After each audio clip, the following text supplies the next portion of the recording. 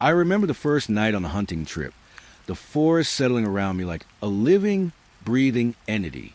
The fire was small, casting pale, trembling light, and the smell of damp pine hung in the air. Somewhere beyond the glow of the flames, the woods were silent, too silent. But for the occasional rustle of leaves and the distant hum of unseen insects, I could feel eyes on me, though no movement appeared in the shadows. Then came the soft, irregular tapping, like claws against bark, but from a distance that made no sense. I tried to convince myself it was just a branch, a deer perhaps, but the sound repeated with unnerving patience, always closer. My breath caught as a low, guttural growl carried to the trees, vibrating in my chest. That's when I saw it, a pale shape, too tall, too still, gliding between the trunks as if it had no weight. I never should have stepped off the trail that night. It was almost dark when I reached the lodge. The forest leaned close on all sides, tall, black trees breathing in the wind. Their branches clicked softly, like teeth behind a smile. The gravel path ended at the porch. I remember the way my shoes sank into wet earth, how the last bit of light clung to the windows, as if it didn't want to go inside. The air smelled of pine and something else. Damp, metallic. The kind of scent that stays on your tongue, even after you swallow. The door was unlocked. It shouldn't have been. Inside, everything waited in stillness. Dust swirled through the pale light, and the floorboards murmured under my weight. There were deer antlers above the fireplace. Their shadows crawled along the wall, stretching as the fire died. I ran my hand across the table. Cold wood, a faint groove, almost like a name carved there once, now erased. The hum of the refrigerator came and went. Each time it stopped, the silence pressed closer. I found a guest book near the entryway. Blank pages, except one. Just a single name.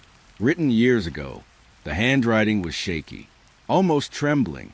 I thought about turning back then, but the forest had already closed behind me. The path, swallowed in fog. Upstairs, the air felt heavier, like breathing through cloth.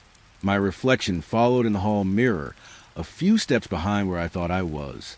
There were 4 doors. 3 were open. One was not. The locked one had a small keyhole, and behind it a faint tapping. Slow, careful, as if someone didn't want to be heard, but wanted me to know. I whispered low. No answer. Only the creek outside, whispering over stone. Later, I lit a candle. The flame bent sideways though the air was still. Wax dripped in slow, nervous trails. The tapping came again, but now it was inside the walls. I leaned close, wood against my ear. Something brushed the other side, soft, deliberate, like fingers tracing back. A breath slipped through the crack near the floor. Cold, wet. I pulled away, but the candle's flame flared tall, as if startled too. Downstairs, the windows had fogged over, each one. Shapes pressed faintly against the glass, their outlines melting when I blinked. The smell returned, sharp, metallic. It filled the room like smoke. The guest book had moved, open again, the last page still marked. But beneath the old signature, a new one had appeared. My name, the ink still wet. I hadn't touched the pen. Outside, the creek stopped. No water, just the hush of the woods, holding their breath. I stood in the middle of the room, the candle dimming to a thin thread of orange. Something creaked upstairs, that same slow, careful rhythm, like footsteps learning where to step. Then the locked door opened. Not fast, not loud, just a quiet turn and a sigh, as if something had waited too long. I couldn't see inside. The hallway behind it was darker than the rest of the house. Too dark, the flame bent toward it, drawn. And in that black, I thought I saw a shape, not standing, not moving, just there, where the air shimmered faintly, as though still remembering light. I whispered again. My voice didn't come out. The door began to close, slowly, patiently, and when it clicked shut, the tapping stopped. Only the creak started again, as if nothing had happened. I blew out the candle. The dark was warm now, thick, breathing, and somewhere behind the walls, something else was listening. The forest felt different that morning. The air was heavy, damp with fog, and each breath carried the faint taste of soil. I could still hear the creak behind the lodge, a thin, restless whisper through the trees. But deeper in the woods, something else was moving. Not loud, just steady. Leaves brushed softly against themselves. A rhythm, too measured to be wind, too patient to be animal. I stopped walking. The sound stopped, too. For a moment, the world held its breath. Even the fog seemed to listen. I turned slowly, feeling the cold pull along my spine. Nothing there, just gray trunks fading into mist. When I moved again, the footsteps started once more, a few seconds behind mine, as if learning the pattern. Crunch, pause, crunch. I tried to convince myself it was echo, the forest playing tricks. But the earth was too soft here. It swallowed echoes whole. The smell of moss deepened as I walked. Wet bark, iron, the faint sweetness of rot. Somewhere close, a branch shifted, not snapped, just bent under weight. I wanted to call out, but my voice stayed locked in my throat. A crow startled from a branch ahead. Its wings tore through the mist like black cloth. When it was gone, I realized I could no longer hear the creak, only the leaves, and those slow, careful steps. I followed a narrow trail downward. Roots coiled across the ground, slick with rain. Each one felt like it was reaching, trying to catch my ankle. At the bottom of the hill stood a clearing. The fog gathered there like milk, swirling between stumps and ferns. I waited at the edge. The sound had stopped again. Then, faintly, a breath. Not mine. It came from the center of the clearing, somewhere behind the fog. A steady inhale, a slow, uneven exhale. I leaned forward. Something pale flickered, gone before I could see what it was. The stillness after felt wrong, like the woods were pretending. The ground beneath me was soft and cold. When I crouched, I saw the outline of a footprint, bare, small, pressed fresh into the mud, and beside it, another, facing mine. The fog moved again, curling low across the prints. I stepped back, but the air behind me shivered. A shift in weight, a soft inhale close to my ear. I turned. Only trees, only silence. I started back toward the path, forcing my steps to stay slow. Every few seconds, the faint rustling followed. Closer now, matching the pace I refused to change. My palms were slick. The fog brushed my face like damp cloth. I could feel eyes, though I couldn't tell from where. At one point, I passed a broken fence half buried in ivy. Old wood, gray and splintered. Something hung on the wire, a scrap of cloth, torn and stiff with mud. It smelled faintly of smoke. When I looked down again, the footprints beside mine had returned. Fresh, perfectly aligned, step for step. The air behind me trembled, and I thought I heard breathing again, but slower this time. Almost calm, like it knew I wasn't going to run. I reached the clearing's edge. The lodge roof was barely visible through the fog. The chimney, the thin trail of smoke, a sign of safety. But when I looked down, my own footprints had stopped. The second set continued forward, toward the trees. Alone, they sank deeper with each step, until the last one ended right at the shadow of a trunk. No return prints, no trail back. The forest exhaled then, a slow, damp sigh through the leaves. And from deep inside the mist, a single crack echoed, not a branch breaking, a footstep landing. I stood there until my breath turned white, until even the rustling was gone. When I finally looked up, the fog had thinned. The clearing was empty again. But as I turned toward the lodge, I noticed something on my sleeve, a smear of dirt shaped like fingers. I brushed it away. It didn't come off. The air was still. The creek whispered again in the distance, as if nothing had changed. But I knew it had. The forest wasn't following me anymore. It was waiting. It rained through the night, a slow, steady rain that blurred the trees and turned the earth into dark, breathing mud.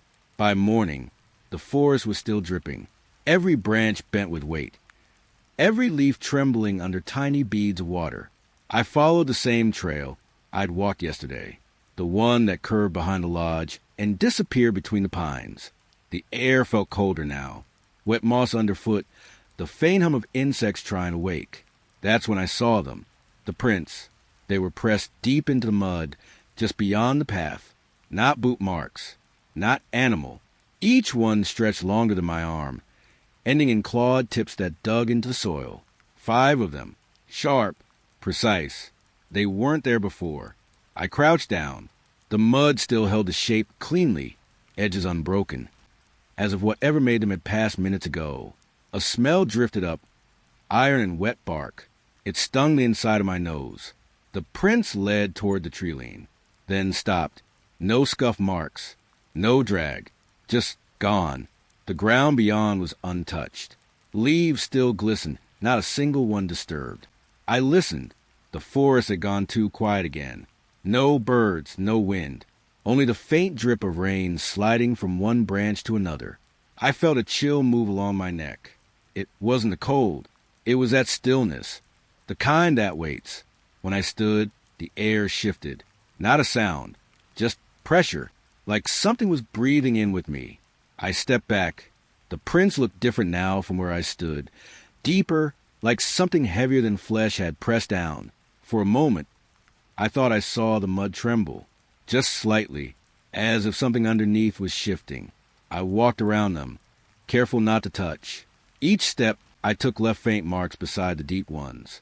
Mine felt fragile. Human. The trail curved downhill. A thin mist crawled across it, low enough to brush my ankles. I kept walking, but every few seconds I found more prints. Not as clear, just a faint press of claws, half erased by rain. Sometimes they crossed the path. Sometimes they trailed alongside it, like something pacing me through the trees. The smell came back again. Iron. Rot. Almost like wet fur left too long in the dark. I wanted to turn around, but curiosity held me. Or maybe it wasn't mine anymore. At a bend in the trail, the prints grew deeper again, pressed into the mud with such force that small pools of water had gathered inside each one. The edges quivered as drops fell from the branches above. I crouched beside the largest. My reflection shimmered in it, distorted by tiny ripples. Then, for just a moment, I saw something else. A second reflection beside mine. Pale, elongated, watching.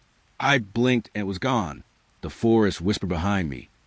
A faint rustling, as if leaves were parting without wind. I stood up, heart slow, breath unsteady. The mist was thicker now. Every shape seemed to move, even the still ones. I started back toward the lodge, but something had changed. The trail looked the same, yet the prints, they were ahead of me again, leading the way, each one fresh, each one pointing home. I didn't stop, didn't run either, just walked, counting each print I passed. There were 12 of them when I reached the porch. The 13th ended at the first step, pressed deep right where it began. I glanced around, but the fog hid everything now. Even the trees had blurred into a single gray wall. I waited, listening, but nothing moved. The rain started again, soft, steady. When I finally looked down, the prints were fading, filling slowly with water until they were gone completely. The air smelled of wet wood and silence. The forest had returned to itself. But later that night, when I looked out the window, I saw them again. Not in the mud this time, but on the glass. 13 marks, pressed from the outside. Each one long, each one ending in a perfect, curved claw. The sky had turned the color of ash. Evening came early that day, the forest dimming before the sun was fully gone. The air was colder now, still wet from last night's rain. Every breath I took carried a faint taste of moss and iron. The trees loomed taller here, close together, their bark slick with mist. Each step pressed water out of the ground with a slow, muffled sigh. I hadn't planned to go this far, but something in the distance had caught my eye, a flicker, a glimmer of pale light among the branches. It wasn't lightning. It wasn't reflection. It moved too softly for that. I stopped with the path bent inward, listened. Nothing, only the hum of the forest breathing in its sleep. Then it flashed again, higher this time, like something small and bright, hovering between the trees. I squinted through the fog. The light pulsed, faint, like it was hiding behind the bark itself. A drop of water slid down my wrist, cold, sharp enough to pull me back. The woods behind me had darkened. No sound now, No creak, no rustling at all. Only that glimmer ahead, still waiting. I should have turned back. But curiosity moved my feet before reason could stop them. The deeper I went, the more the air seemed to hum. It wasn't loud, just a low vibration, running through the ground, through my bones. The trees look older here, twisted, their trunks split with deep veins of black.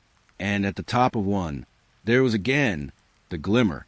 It didn't move this time, just shimmered faintly, like a coin beneath shallow water.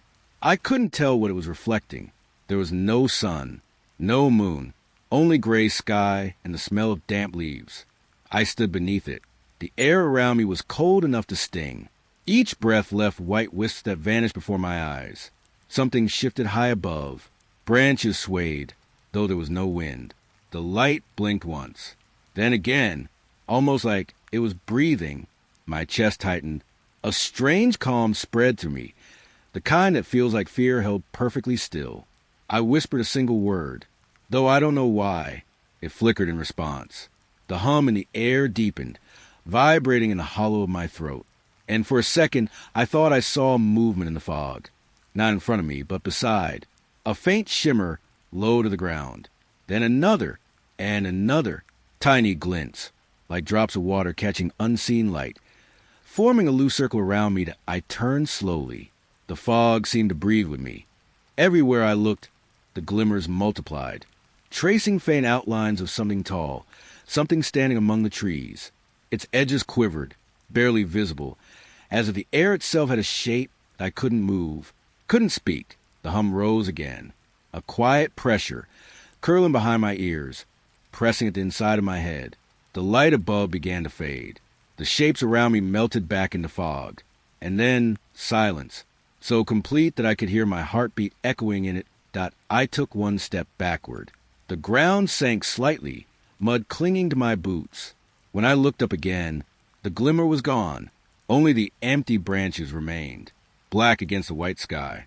I stood there a long time, until the cold finally reached through my coat. On the walk back, the forest stayed quiet, but every few steps, I caught flashes in the corner of my vision, tiny reflections that disappeared before I could turn. When I reached the lodge, I wiped my hands on my jacket. There was a residue on my skin, faint like dust from a moth's wing, under the dim porch light. It shimmered, pale, soft, almost silver. That night, I closed the curtains tight. But long after I lay down, the air outside kept shifting, like something brushing against glass, slow and patient. And when I finally dared to look, there was again a single glimmer, high in the trees, watching. Morning came gray and weightless. The fog hung low across the trees, soft as breath against the ground. I took the rifle from the rack by the door. The metal was cold, still carrying the chill from the night before. The forest was silent when I stepped out. Even the birds were quiet, their songs held somewhere behind the mist. The grass bent wet beneath my boots. Each step released a faint smell of earth, of rain soaked too deep to dry. I followed the trail behind the lodge, past the old fence half swallowed by moss. The air grew heavier there, as if the fog itself had weight. Then, between the pines, I saw a movement. A deer, pale brown, still against the silver light. It stood with its head bowed, ears twitching slightly. Steam drifted from its nose, vanishing into the cold air. I raised the rifle slowly. My breath steadied in my chest. Even the forest seemed to wait. The deer lifted its head. Its eyes caught mine, dark, calm, unafraid. I hesitated. There was something wrong about how it stood. Its legs seemed too straight, too still, like it was balancing on air. The fog shifted, a slow current of pale white. When I blinked, the deer moved, one step forward, then another. I adjusted my aim, finger on the trigger, but before I could exhale, it vanished, not ran, not turned, just gone. The space where it stood was empty, the leaves beneath it still falling, as though brushed by something unseen. I froze, listening for hooves, for the crack of branches. Nothing, only the faint rustle of leaves, settling back into silence. I lowered the rifle. My pulse sounded loud in the still air. Where it had been, the ground was disturbed, A small circle of pressed grass, a hollow where the air still shimmered faintly, and there was a scent, faint but sharp, not blood, not fur, something sweeter, like metal warmed in the sun. I stepped closer. The fog recoiled slightly, then folded back around me. The air grew colder the longer I stood there, colder and too quiet. Every sound seemed swallowed, even my breathing. I crouched down. My fingertips brushed the damp leaves. Still warm. That was impossible. The warmth pulsed once against my skin, as though the ground itself was breathing. I pulled my hand away, but the heat lingered, settling deep into my palm. The rifle slipped slightly on my shoulder. I caught it, and that's when I heard it. A single breath, just behind me, soft, human. I turned. Nothing but trees, each one standing in the same pale stillness. But something had moved. I was sure of it. A flash of brown flickered deeper in the fog, like the deer again, but twisted by distance. I followed without thinking. My boots sank into mud, the air growing thicker with every step. The shapes around me blurred, branches, shadows, 1,000 eyes made from water droplets and light. Then, suddenly, a clearing. The fog parted in a slow, heavy swirl. And there it was again, the deer, standing in the same place it had vanished, perfectly still, its body outlined by a faint shimmer, as if light were leaking from its skin. Its eyes met mine again, but this time they weren't dark. They glowed, pale, empty. My breath caught. The air between us trembled, thin and brittle like glass about to crack. The deer took one step. Its hoof touched the ground, and the shimmer broke apart, melting into the mist. The body dissolved with it, turning to faint particles that drifted upward. No sound, no trace. Only a thin scent remained, that same sweet metal tang, soft and hollow in my throat. I stayed there until the fog thickened again, closing the clearing, erasing the shape of the trees. When I finally turned back, I realized I'd dropped a single cartridge. It lay half buried in mud, covered in that faint, silvery dust. I didn't pick it up. By the time I reached the lodge, the air had shifted again, warmer, almost gentle. But the scent lingered, on my hands, on my clothes, in the corners of my room, where the shadows were longest. And later that night, as I lay awake, I heard soft steps moving just beyond the porch. Slow, measured, like hooves pressing into wet leaves, then stopping right beneath my window. I didn't look, but I swear I could still smell that warmth in the air. Sweet, faint, almost human. The wind changed that evening. Not strong, not cold, just different. It moved through the trees like a breath held too long. Each gust carried something faint, something almost like a voice. The forest around the lodge was quiet again. The creek barely murmured. Even the birds had gone still. Only the leaves moved, stirring in slow waves that brushed against one another, like whispers passing from branch to branch. I thought it was the usual evening wind. It always came down from the hills after dusk, weaving through the pines, dragging the scent of wet bark and soil. But this one felt closer, lower, as if it wasn't passing by. It was circling. I stood on the porch for a while, watching the fog gather between the trunks. The air had a pale shimmer to it, like faint static before rain. Then I heard it, a thin thread of sound woven through the rustling. Not words, but the shape of them. Soft, almost kind. I leaned forward, thinking maybe it was a creek, but the water was too far away. And the wind, it was coming from the wrong direction. The trees swayed gently, and the whispers rose again. More than one now. 2, maybe 3, layered together, folding over each other in soft, rhythmic patterns. It didn't sound human. It didn't sound not human either. I whispered a word into the air, just to test the space. Hello. For a moment, the wind paused. Then, as it moved again, it carried back something that almost matched me. A faint echo. Not exact, but close enough. It said my name. My throat tightened. I stepped back toward the door, but stopped when the trees began to move in unison.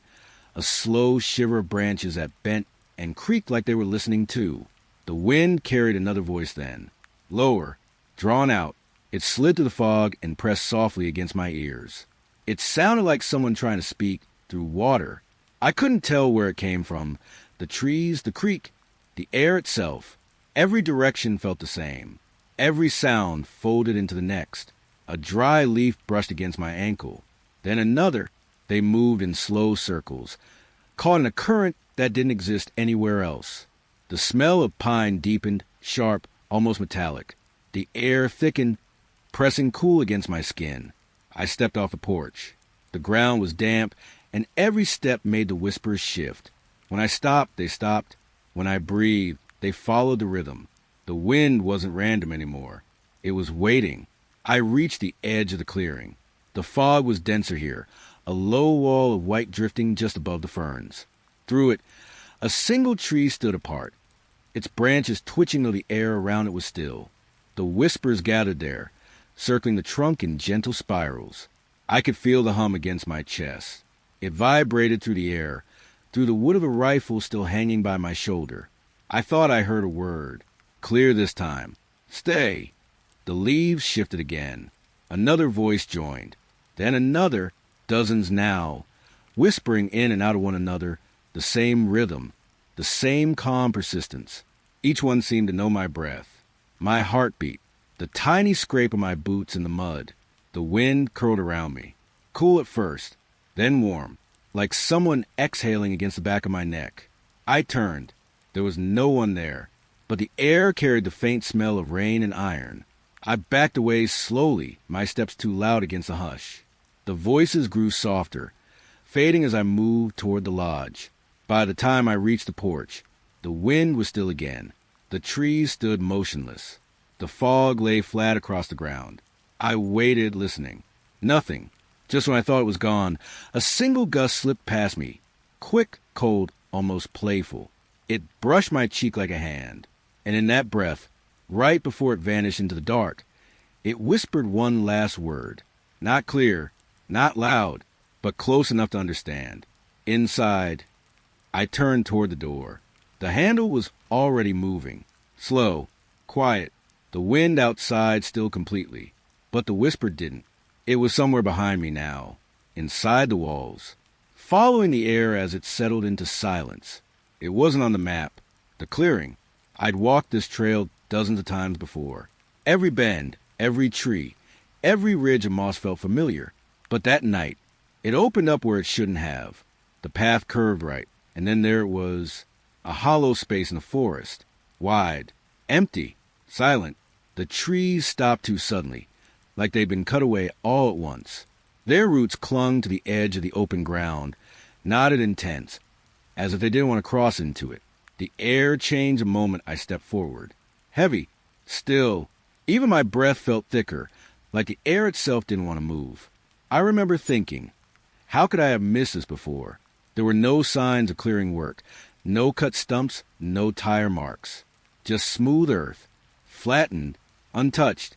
The ground looked soft at first, almost like ash pressed into damp soil. But when I knelt down, it was colder than it should have been, cold like metal.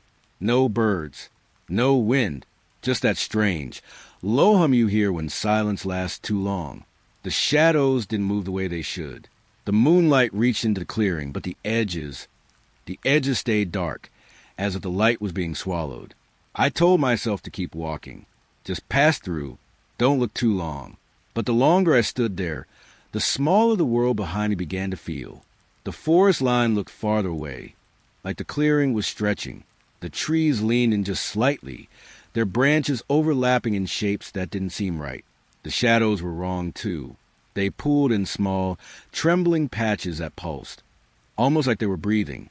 A faint smell drifted up from the ground, damp, earthy, but beneath it, something sour, like something long buried. I don't know what made me kneel again. Curiosity, maybe, or the quiet. When I pressed my hand to the soil, the ground gave a little, soft at first, then hollow. I froze. It wasn't just loose dirt. It was space. Empty space beneath the surface. Something echoed faintly through it, a vibration that felt almost alive, like a deep, slow heartbeat. The air grew heavier. My ears rang, and that hum in the silence became louder, but only inside my head. I stood up fast, but the clearing didn't look the same anymore. The shadows had gathered closer, thicker. They clung to the edges of the open ground, but none of them crossed the center. That's when I noticed. The center wasn't flat anymore. It rose just slightly, a soft mound I could swear hadn't been there before. The hum deepened, lower, almost like a voice without words. I backed away slowly, watching the tree lean. Each step I took, the air seemed to press harder against my chest, like it didn't want me to leave. Then I heard something behind me, a faint crack, like a branch under pressure. I turned. Nothing, just trees. But their shadows had shifted. They were pointing toward the clearing now. All of them. The mound in the center pulsed once. A slow, shallow rise, as if something underneath had just taken a breath. The ground trembled softly. The air grew warm for a moment, then cold again, the kind of cold that stings inside your throat. I took another step back. Then another. My heel caught on a root, and for a second I thought I saw movement at the far edge. Something thin, barely visible, unfolding from the dark. A shape, long, still. It didn't move toward me. It only stood there, half inside the black edge of the clearing, half in the moonlight. The air bent around it. I could feel it more than see it, a pressure, like when the storm is about to break. Then, just as quickly, it was gone. The clearing looked empty again, perfectly still. I turned and walked as fast as I could without running. The forest closed around me quickly, the sound of leaves brushing my shoulders like soft warnings. When I looked back, the clearing wasn't there anymore. Just trees, dense, normal. But the air, it carried that same heaviness all the way home. And when I reached the cabin, I could still hear that faint hum, buried somewhere in the night. Not outside, inside, like it had followed me back through the hollow. The fire was small that night, low flames, breathing soft against the damp air. The woods pressed close on all sides, dark shapes in the faint glow, branches reaching like ribs around a heart. It was late, too late for the forest to be this awake. The kind of stillness that listens, that waits. The fire cracked quietly. A single spark drifted up, fading before it reached the trees. I sat with my back to the log pile, hands stretched toward the warmth. My breath turned to mist. Every exhale looked like smoke leaving me. The night had weight. I could feel it pressing against my shoulders. The kind of silence that hums in the ears until you start to hear things that might not be there. Then it came, soft, slow, footsteps, behind the fire, not through brush, not snapping branches, just a faint shuffle of something careful, moving where the light couldn't reach. I froze. The hairs on my arms rose like the air had turned electric. I didn't turn right away. I just listened. Each step matched the rhythm of my heartbeat for a few breaths, then stopped. I turned, slowly. Nothing, only the black edge of the tree lean, the glow of the fire flickering against trunks. I stared until my eyes blurred. The woods didn't move, not even the leaves, but the feeling stayed. That presence, that quiet pressure behind the light. The fire popped again, sharp enough to make me flinch. When I looked down, a bit of ash had landed on my sleeve, leaving a faint ember mark. I brushed it away, but the movement behind me came again, closer this time. A step, then another.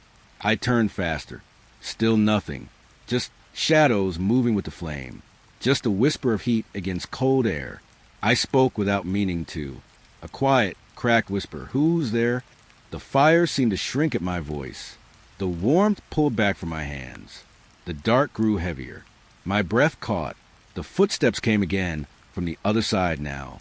Slow, measured, keeping distance, circling the fire like it knew the edges of the light. The forest was too still.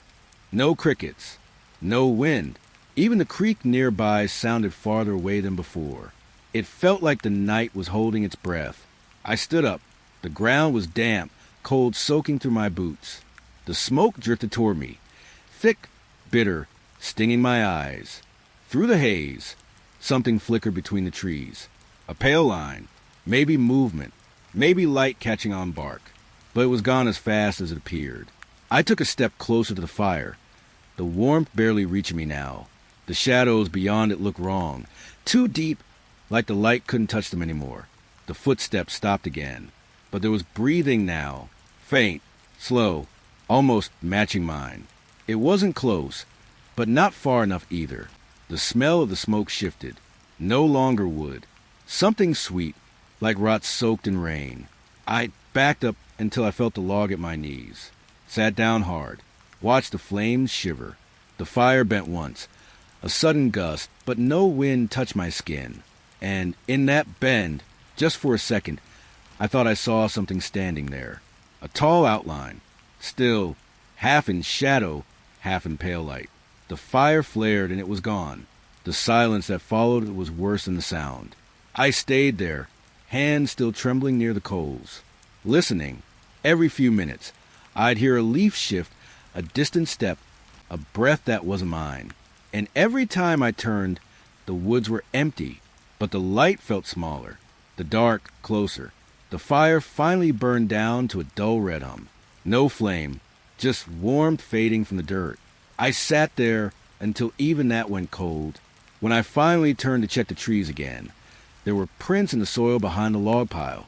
Bare, wet, facing me. I didn't move. I didn't breathe. And somewhere beyond the trees, a single twig snapped. Slow, like something careful was waiting for me to stand. The fog came fast that night, rolling low through the trees, swallowing the trail in slow, pale waves. It was late, colder than before. The air carried that faint, wet scent of moss and old bark, the kind that clings to your clothes long after you leave. I could barely see the path ahead, only the nearest roots, the dim outline of the trees, their trunks fading into a gray wall that pulsed softly with the fog. It moved like breath, in and out, alive somehow. I should have turned back then, but the forest had gone silent. No crickets, no rustling leaves, no whisper wind to the branches. Just the fog, creeping closer with every step. My boots sank into wet soil, each footfall muffled, as if the ground was listening. The cold wrapped around my ankles, seeping through the seams, tightening its grip. Then a light, faint, barely visible through the mist. 2 small points, low to the ground, watching. At first, I thought they were reflections, maybe my lantern catching dew on branches. But they didn't move when I did. They stayed, perfectly still, perfectly aligned. Eyes. I could feel them before I believed they were real. That heavy pull at the back of my neck, like being studied, measured. I blinked, and they were gone. The space where they'd been looked darker now. The fog thickened around it, curling inward like smoke over heat. I waited. Maybe a deer, maybe a trick of the light. But the silence, it wasn't natural. It pressed against me, so deep that my heartbeat started to sound too loud. I took a step back.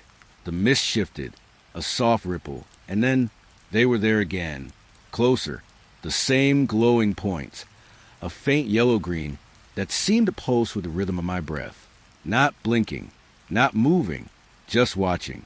The fog wrapped tighter around my legs, cool and damp against my skin.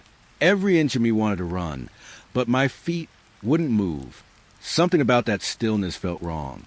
The trees beyond were just silhouettes now, melting into gray.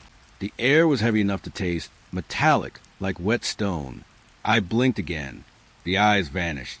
When they disappeared this time, the fog seemed to fall with them, dropping lower, revealing a stretch of path I hadn't seen before. I didn't remember it. A narrow, twisting strip of mud that sloped downward into darker fog. I told myself not to go forward, but something pulled me. Curiosity, maybe, or the thought that I might see them again if I just looked long enough. The path was slick. Each step made a soft, sucking sound, like the ground didn't want to let go. The air smelled stronger down there, earthy, sour, like something had been disturbed. Then, faintly behind me, a crunch, not mine. I turned. The fog moved slower now, as if it didn't want me to see through it. But I could tell something stood there, tall, still, half-shaped by the mist. And just above where its head should have been, those eyes, closer than before, brighter, too high to be any animal I knew. I stopped breathing.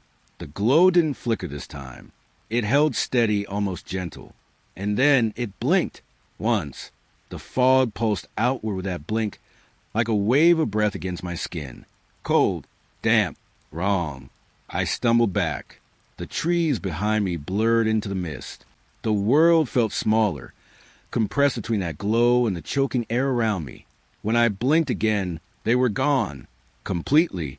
The fog thinned all at once, lifting from the ground as if it had never been there. The forest returned in fragments. The shape of trunks, the faint shimmer of frost on fallen leaves, the familiar outline of the path.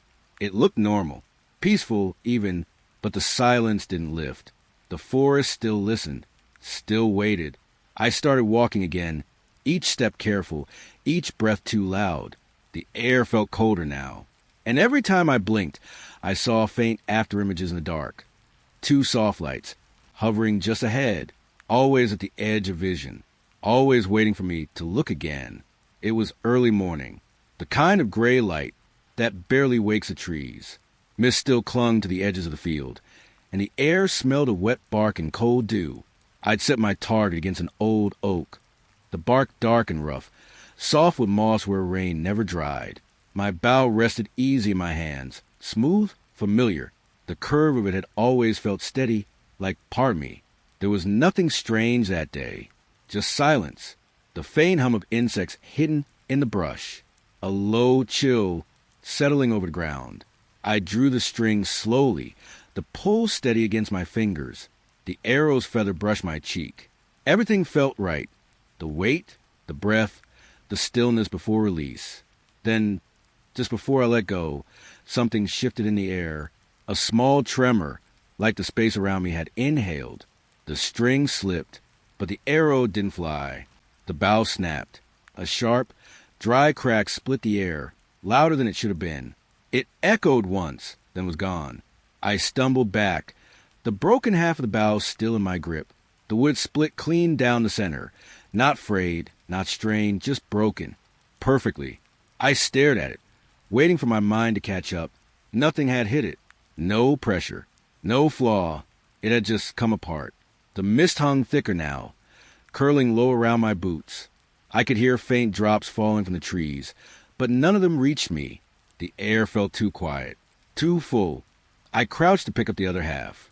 It was cold. Not the kind of cold that came from the morning air.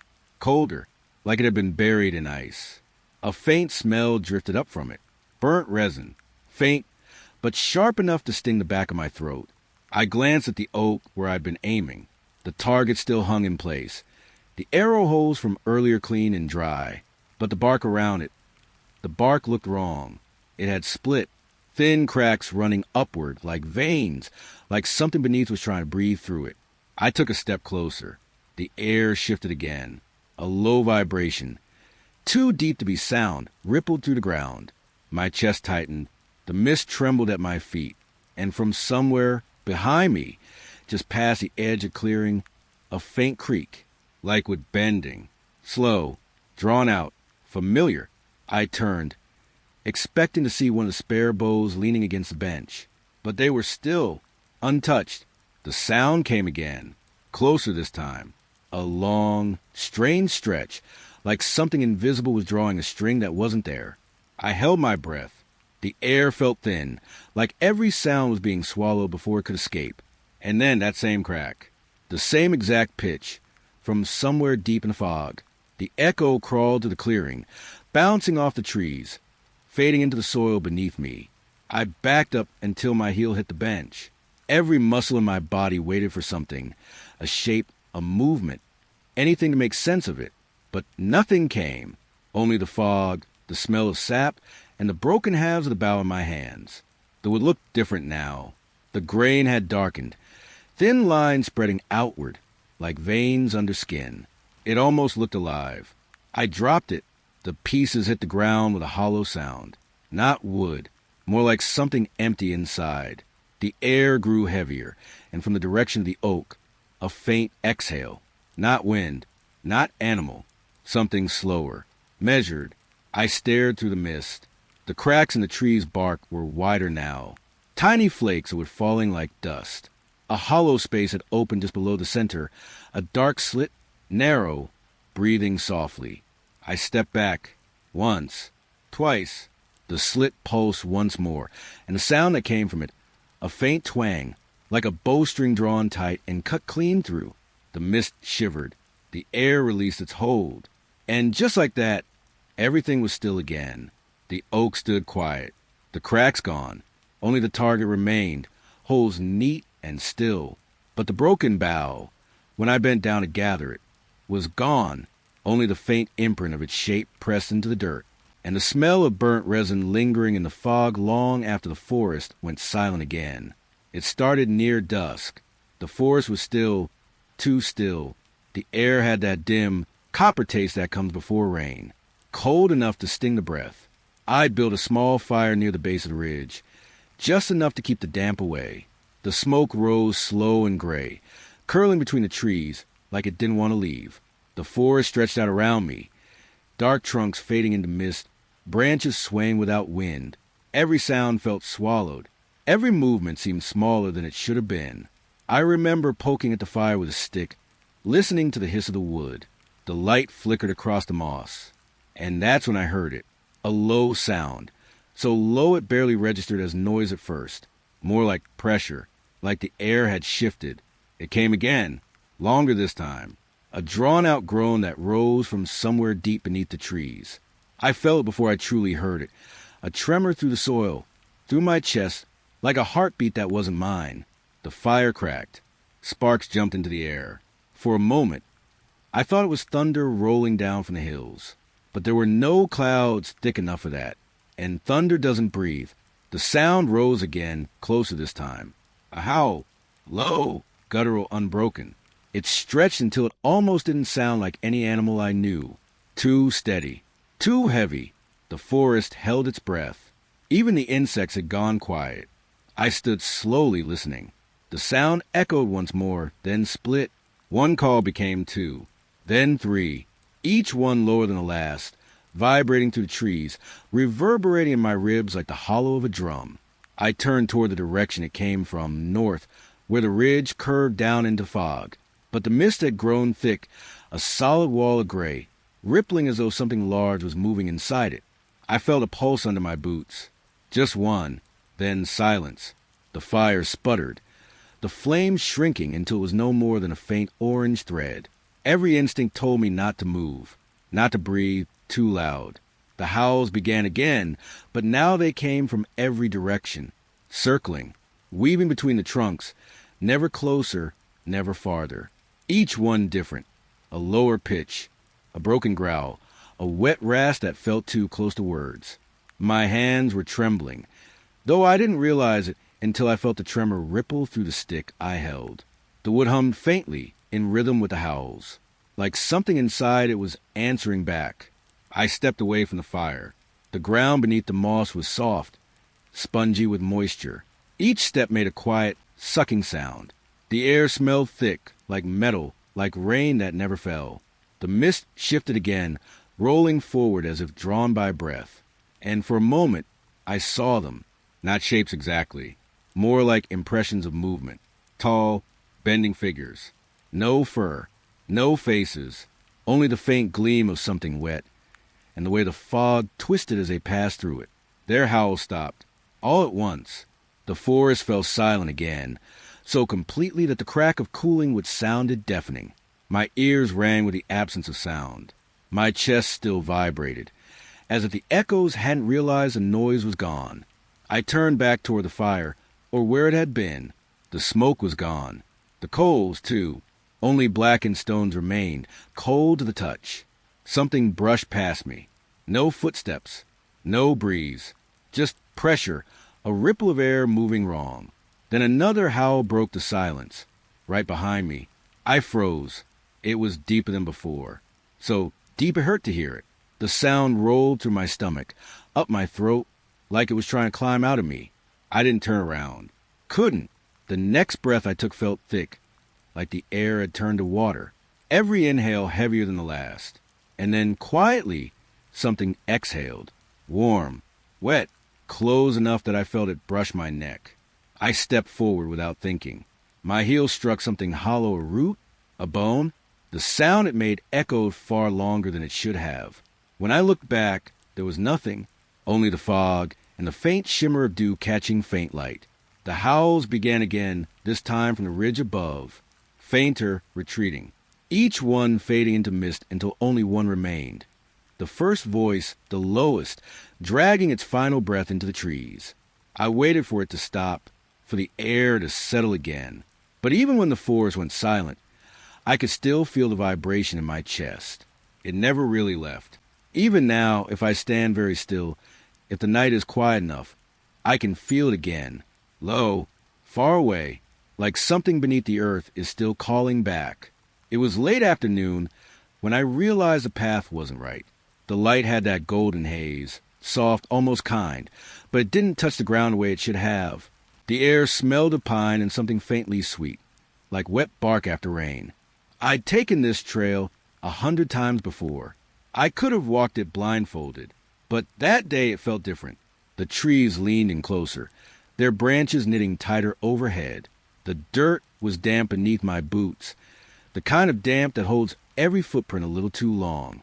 I followed the bend toward the creek, only it wasn't there, just more trees, the same slope, the same scattered stones I'd passed already. I frowned and turned back, walked a few paces, and there was again the same curve in the path, the same fallen log, split down the center like an old wound. It shouldn't have been possible. Not here. I stopped to listen. Everything was still, too still. No birds, no water, just a low hum in the distance, a vibration more than a sound. It came and went like something breathing in the soil. The trail curved again, and for a moment I thought maybe I'd miss a turn. But then the trees parted, and I was standing in the same spot I'd started. The same log, the same half-buried stone with moss shaped like a handprint, my boot prints circling back like a noose. My throat tightened. I whispered to myself, just to hear a human sound. The word hello didn't echo. It fell flat, like the air refused to carry it. I walked faster. Branches brushed my shoulders, wet with mist that hadn't been there a minute ago. The ground dipped, then rose, then dipped again in the exact same rhythm. Every step felt rehearsed, and the smell changed. The sweetness grew stronger, too sweet, like fruit left too long in the sun. It clung to the back of my throat. I rubbed my palms together, tried to steady my breathing. That's when I noticed my hands were trembling. Fine dust stuck to them, pale, gray like ash. I don't remember touching anything. When I looked up again, the path had split. 2 trails, identical, veering left and right. Each one lined with the same trees, same leaning trunks, same shadows. I chose the left. It felt closer somehow. The hum returned, low, steady, beneath the surface of things. It pulsed behind my ribs, in rhythm with my heartbeat. The light had dimmed. The golden haze had turned silvery, as though the day had skipped forward without asking. Shadows stretched longer now, but they didn't point in the same direction. Some leaned forward, some sideways, some toward me. The path twisted again, and I came upon the same fallen log, the same moss, the same faint print in the soil where I'd stopped before. I crouched down, pressing my hand beside the print. It fit perfectly. Every ridge, every small scuff in the dirt. It was mine, but the soil was undisturbed, as if I'd never left. The forest was quiet except for that faint hum. Stronger now. It rose from the ground, then faded into the trees. Almost a whisper, almost a voice. My name, spoken soft enough that it could have been the wind. I turned sharply. Nothing moved. The trees stood like sentinels, their bark pale and wet. One branch dripped onto my shoulder. Cold, sticky, not water. I wiped it away, but the smell of rot clung to my fingers. I started walking again, faster now. My breaths came shallow, my chest tight. The trees seemed closer each time I blinked, the spaces between them narrowing, folding inward, and then another curve, another opening, the same clearing, the same log, the same faint mark of my palm in the dirt. It was impossible. I'd walked in a straight line. I know I had. My knees felt weak. I wanted to sit, but something in the air told me not to. Not here. Not now. The hum deepened. It throbbed beneath me, inside me, and I realized it wasn't the earth. It was coming from the trees. Each trunk shivered, a faint vibration running through the bark. The branches trembled without wind. A whisper slid between them, soft, wet, almost kind. It said, "Keep walking." My mouth went dry. I took one step, then another, the soil sinking beneath my boots like breath. The trees parted again, and I was back. The start, the same place. But the footprints were gone. All of them. Only one set remained, leading into the fog. Not mine. The hum quieted. The forest went still. And somewhere beyond the mist, something took a step. Slow, careful, matching mine. I didn't move, didn't breathe. The silence stretched thin. Then the whisper came again, closer this time. "Keep walking." I turned toward the fog, and the path ahead shifted. It waited, like it had always been there, like it had always been watching. I don't know if I followed it. I just remember the hum never stopped, even when the forest went silent, even when the trail disappeared. It kept going, somewhere beneath my skin. It was close to midnight when I saw them. The cabin was quiet, the kind of quiet that hums beneath the skin. Outside, the forest was still, only the faint rustle of leaves brushing each other in the windless dark. The fire had burned low, casting orange light that moved across the wooden walls, soft and uneven. I sat near the window, watching my breath fog against the cold glass. The night felt heavier than usual, as if something unseen pressed against it, holding it still. Then something shifted. A shadow glided across the far edge of the yard, long, thin, moving too smooth to be human. I blinked and it was gone. The fire cracked, and I told myself it was the light, just a trick of reflection. But the glass still felt colder under my hand, like it was pulling the warmth from my skin. Outside, the fog was thick, resting low between the trees. It curled and moved as though breathing. Another shape slid through it, taller this time, stretching past the window frame, like a person standing on the tips of their toes. I froze. My heart beat slow, each pulse thudding in my ears. I leaned forward, the wood beneath me creaking softly. The air inside the cabin had turned stale, and my breath felt too loud. The shape was still there. Long arms, a narrow head, tilted slightly as if listening. The pale fog behind it glowed faintly, outlining its edges. I stood up, hesitant. Each step toward the window made the boards groan beneath me, sharp against the silence. When I reached the glass, nothing. The yard was empty again. Just fog and trees that didn't move. But I didn't feel alone. The light from the fire wavered behind me, casting faint flickers on the glass.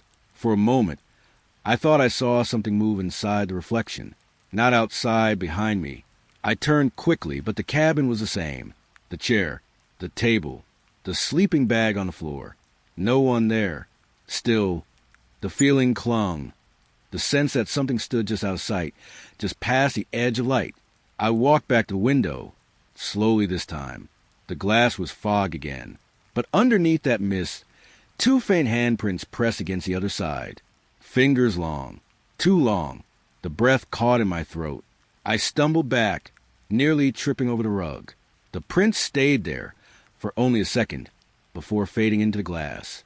The fog outside shifted again, curling in a way that didn't look like wind. I could feel the cabin's walls tighten around me. Every creak sounded deliberate, every breath, too loud. Then I saw it again. Another shape, closer now, its outline sharper, as though the fog itself was carving around it. It leaned, its height impossible against the window frame. And for one terrible moment, it felt like its head turned toward me. The fire dimmed. The shadows grew deeper. I could barely see the outline anymore, but I knew it hadn't left. Something brushed against the wall outside. Soft, scraping wood, like fingertips dragging slowly. From one corner of the cabin to the other. My hands trembled. I didn't move. I told myself, don't look, but my eyes moved anyway. And there it was again. Not one, three this time. Their shapes layered behind glass. Tall, still, bending ever so slightly, like reeds in quiet water. No faces, just silhouettes. And when the fire flickered again, they flickered with it. As if the light itself didn't want to hold them. The air grew cold. My breath clouded in front of me, and the scraping stopped. I waited, counted the seconds between each heartbeat. The fog thickened, a pale wall pressing against the window. When it cleared again, the shapes were gone, but something small remained. A faint smear, low on the glass, just above where the frost had formed. It wasn't a handprint. It was a streak, like something had been dragged down the glass from the outside, but left no mark of entry or exit. I backed away, slowly, until I could feel the wall behind me. The wood was cold, and a faint vibration ran through it, steady, like a breath. I stayed that way for a long time, watching the window, waiting for them to come back. They didn't. Not that night. But in the morning, when the light came through the trees, I saw something strange on the ground outside. Tracks, not footprints, just long, deep impressions stretching away from the cabin into the fog. Each marked perfectly spaced, like steps, only there were no toes, no heels, just narrow lines, ending in nothing. I stared until the mist swallowed them. The forest was silent again, but I could still feel it, that hum beneath the air, as though something was still standing there, just beyond the glass, waiting for the light to fade again. It started with the smell, sharp, faint at first, like metal after rain. The air inside the house felt wrong that night, still but heavy, like it was holding its breath. I noticed it when I stepped out of my room. The hallway lights were dim, their glow pale against the wallpaper. The scent drifted through the air, thin, cold, almost sweet beneath a metallic edge. I thought maybe it was the pipes again. The old ones always groaned after midnight, but this was different. It felt alive. I followed it down the hall, each step sinking softly into the wooden floor. The boards gave under my weight, releasing small breaths of dust. That smell grew thicker. It clung to my throat. It wasn't coming from the kitchen, not from the vents. It was lower, closer to the floor. When I reached the end of the hall, I stopped. The air had gone cold. I could see my own breath floating, slow and pale. The smell wrapped around me, a mix of iron, damp wood, and something faintly sweet, like flowers left too long in water. Something dripped, a quiet, sticky sound, from somewhere near the baseboards. I crouched down, my fingers brushing against the floor. It felt tacky, slick in a way it shouldn't. My chest tightened. I didn't want to look, but I did. A dark stain had crept out from under the door to the cellar, thin at the edges, darker in the middle, like it had seeped upward. That metallic scent hit harder now. It burned my nose, made my eyes water. I pressed my hand to the door. The wood was cold, colder than anything else in the house. Something pulsed faintly behind it. Not a sound, not a movement, just a pressure, a slow rhythm in the air. I took a step back. The light above flickered once, then steadied. I told myself it was a leak. Rusty water, maybe. The smell, just the pipes. That was all. But I couldn't shake the feeling that whatever caused it wasn't supposed to be here. I waited, listening. The dripping had stopped. Only silence now. A long, thick silence that filled every corner of the hall. When I finally turned away, the scent followed me. It clung to my hair, my hands, the inside of my mouth. I tried to sleep, but it wouldn't let me. Every time I closed my eyes, I could almost feel it. That same cold hum pressing through the floorboards beneath my bed. At some point, I sat up again. The air had grown colder. And that smell, it was stronger now. I turned toward the window, hoping for fresh air. The glass was fogged, but I could make out a shape in the reflection. Something faint, standing behind me near the doorway. I didn't turn right away. I just watched it. Tall, still, no features, just a faint outline of something that didn't belong there. Then the smell thickened, so strong I could taste it, like rust and decay twisting together my throat. When I finally looked, the doorway was empty, but the cellar door down the hall was slightly open, only an inch. Enough for that scent to drift through again, heavier than before. I thought I saw a movement behind it, a shifting shadow, like something pulling itself away from the light. I didn't go closer. I couldn't. My body felt locked, frozen in that half-light silence. The smell began to fade, slowly. The air grew still again. By morning, the door was shut, the floor clean, no stains, no trace of what I'd seen. But the scent, it never really left. It lingers in the corners of the house, especially at night, when everything is quiet enough to notice. Sometimes when the wind shifts, I catch it again, that faint metallic sweetness. And I can feel it. Something below, waiting, breathing through the cracks, reminding me it's still there. Whatever it is, it smells like the earth before a storm, like something buried. Try and find its way back up. It was just before dawn. The air hung heavy with mist. The forest looked pale, like it hadn't woken up yet. I came early to check the traps. The path was soft beneath my boots, each step sinking into damp soil. A faint hum filled the air, not sound exactly, but a kind of quiet pressure, like the forest was listening. The fog stretched low, hugging the ground, rolling between the trees in thin, restless waves. Everything looked still, but it didn't feel still. I reached the first clearing, and that's when I noticed it, a shape just ahead between the trunks. Pale, almost colorless, standing too still. I thought it might be a deer, but it didn't move like one. When it shifted, it didn't step. It glided. No sound, no breath, just a slow, smooth motion, sliding from one tree to the next without disturbing the fog at all. I froze. My breath caught halfway in my chest. The air around me felt colder, as if the forest had suddenly emptied itself of everything else.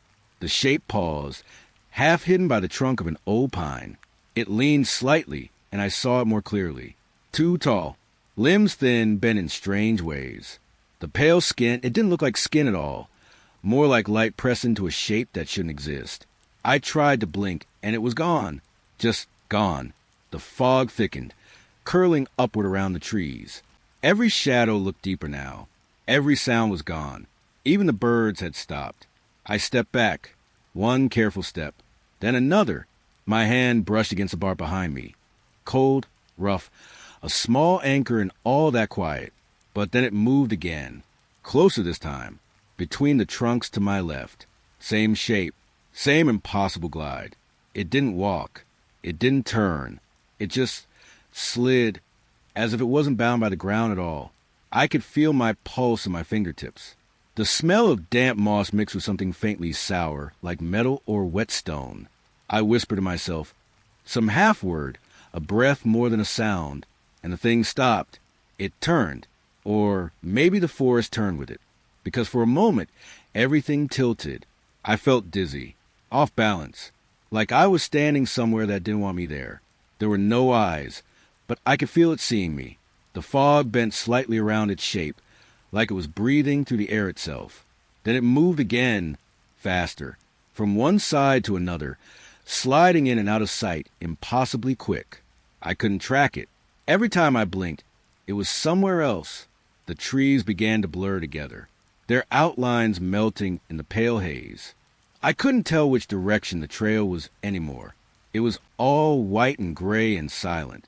Something brushed past my arm, cold, like air after lightning that it wasn't wind.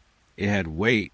I stumbled back, tripped over a root, fell hard against the dirt. The smell of wet leaves filled my nose.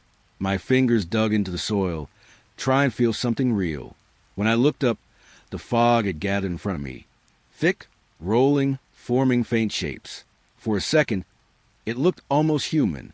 Then it stretched, longer, thinner, too long, and it began to glide again. Closer, slow now, as if it didn't need to hurry anymore. I scrambled backward, my hands slipping through mud and fallen needles. The shape stopped a few feet away. The fog around it rippled softly, like breath against glass. Then silence. Everything stilled. The weight in the air lifted. And it was gone. Just trees again. Just fog.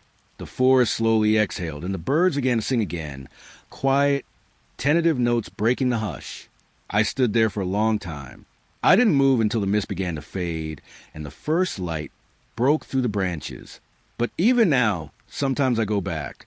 Not far, just to the edge.